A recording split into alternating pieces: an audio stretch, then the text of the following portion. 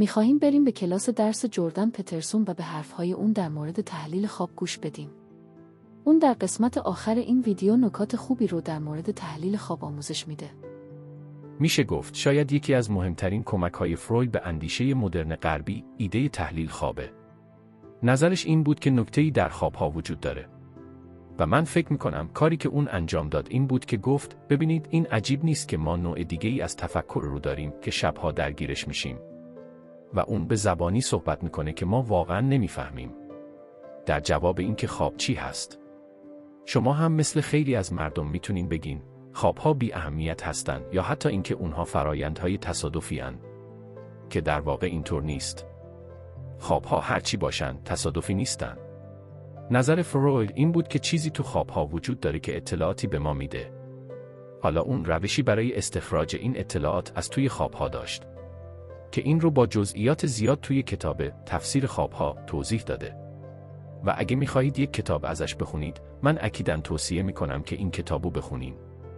این کتاب بسیار طولانی و پر از جزئیاته، اما اون یک تحلیل خیلی پیچیده‌ای از سازو کار خوابها انجام داده.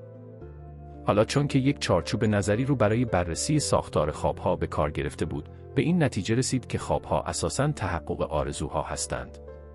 و این همون جاییه که یونگ و فروید با هم اختلاف دارن. او همچنین معتقد بود که عامل اصلی انگیزش در انسانها نیروی جنسیه. حالا این یکی از اون چیزهایی است که کنار گذاشتن اون سخته، چون حتی اگه طرفدار داروین باشید و نه فروید، به وضوح از این ایده حمایت میکنید که انگیزه جنسی در میان هر موجود زنده یکی از قوی‌ترین انگیزه هاست، چون در غیر این صورت موجودات تولید مثل نمیکنن و در طولانی مدت پیشرفت نمیکنند. بنابراین سوال این است که منبع اصلی انگیزه چیه؟ و اگه پاسخ به این سوال همون غریزه جنسی باشه، یعنی همون چیزی که فروید داشت فکر میکرد. و من اینجا بیش از حد ساده سازی میکنم و از این بابت در رابطه با فروید احساس ناراحتی میکنم، چون اون آدم ساده نگری نبود.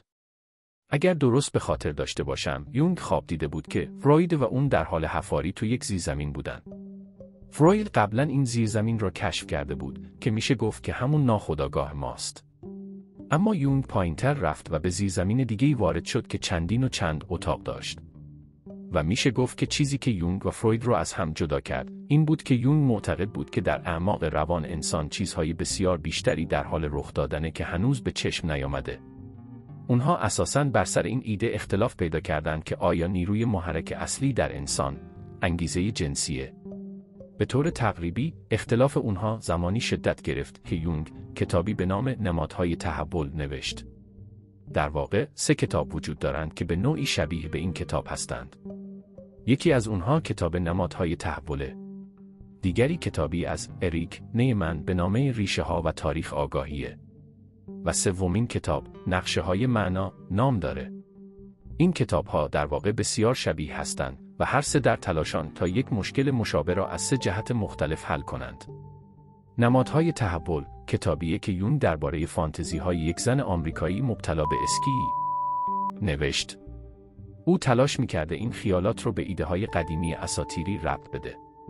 ایده یونگ این بود که البته این ایده توسط روانشناسای دیگه هم مطرح شده بود و نمیگیم که یونگ یا فروید به این ایده رسیدن. ولی ایدهش این بود که خوابها محل تولد اسطوره‌ها و ادبیاتش بودن. یعنی اینکه خوابها و اسطوره‌ها از نظر دلایل، اطلاعات و نحوه بیان ساختار مشابهی دارند. این یک فرضیه نسبتاً رادیکاله. اما با توجه به اینکه هر دوی اونها یعنی خوابها و اساطیر اساساً ساختار مشابهی دارند و شبیه هم روایت میشن، یعنی از یک زبان مشترک استفاده میکنن. منظورم اینه که عجیب نیست اگه فکر کنین خوابها تو شب مثل فیلمی که شما تو ذهنتون پخش میکنین. به همین خاطر بیدلیل نیست که خوابایی که تو شب میبینید با خیال بافی‌هایی که تو روز دارید ارتباط دارن. این نوعی آگاهیه. به نظر میرسه که یک شکل غیر ارادی از آگاهیه و این چیز خیلی عجیبیه. بنابراین یونگ در مورد رویا به این دیدگاه رسید که طبیعت به میل خودش صحبت میکنه. یعنی نظر اون این بود که وقتی خواب میبینید، این خواب برای شما اتفاق میافته. شما اون رو مانند افکار روزانه خودتون نمیسازین. حتی به ساختنش فکرم نمیکنین. چون که اگه من بپرسم به چی فکر میکنی، ممکنه بگویید به فلان چیز. و به نوعی اعتبار اون فکر رو به خودتون نسبت میدین. چون که به نظر میرسه که این یک فعالیت ارادیه. اما تو خواب شما فکر میکنین ولی به طور غیر ارادی. بنابراین یونگ میگفت این بدان معناست که چیزی در درون شما در حال فکر کردنه.